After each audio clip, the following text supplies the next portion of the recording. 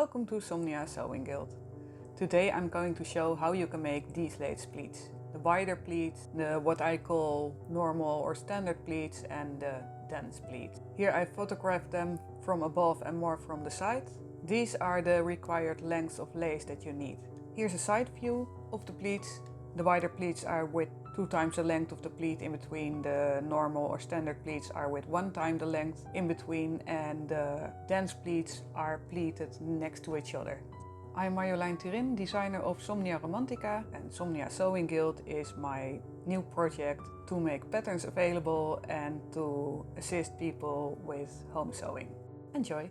First one I'm going to show is the wide pleats. You would need 1/2 times the length of the fabric, so when you have, say, a yard, you would need 1.67 yards, but be sure you have enough. You also need some for the finishing. I use for everything I pleat a zigzag stitch of 3 mm wide and 3.5 mm long. And just to say, it's not an official method, I'm self-taught, but this is how I do it with my garments.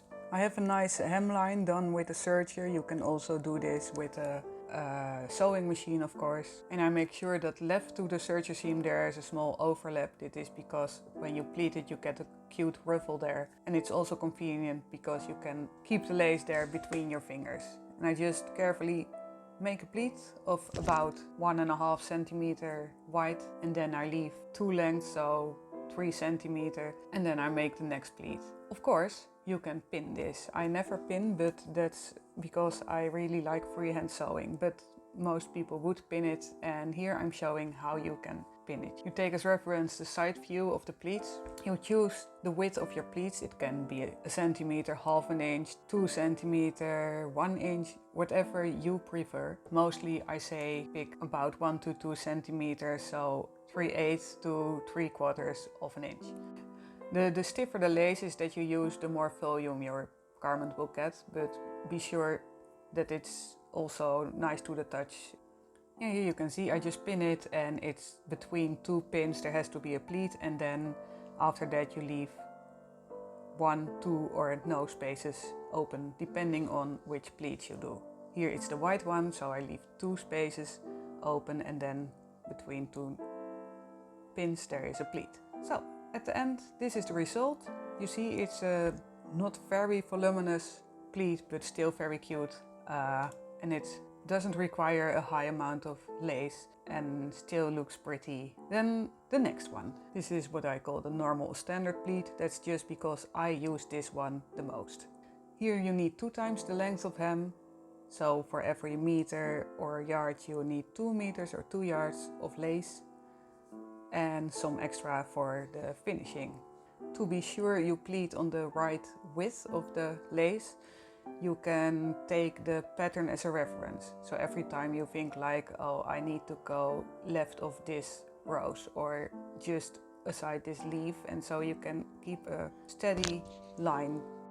See, I use both hands also to keep the pleats nice and straight and in a 90 degrees angle against the fabric. Floofy, floofy, floofy, this is the result. And here you can see it laying flat and from the side.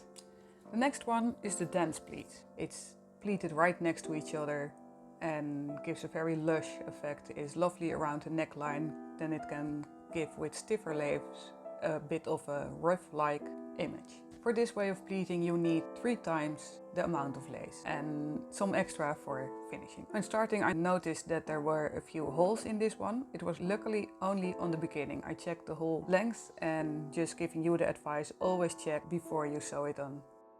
And then I'm sewing it on. As you can imagine, this also takes more time, but it's very rewarding. Oh, and in this case I flipped the fabric under the armhole of the sewing machine, so it comes back nice and evenly, but yeah, otherwise I just have the fabric and the lace on my lap. Most times I have the lace somewhere around the armchair so that it doesn't get tangled up, and then the rest somewhere on the floor actually. Yeah, and then again I just pleat it nicely as straight as possible on the fabric, and floof, flee, fla. And here you can see the result from above and from the side. Soon I also make a tutorial for 3 more pleating methods. And for now, this was it. So I hope you enjoyed this tutorial. Yeah, thank you for watching and see you in the next one. Bye bye. Oh, and while you see the other screens popping up, you can also admire my too cool to be true nail art. It's rats. Bye bye.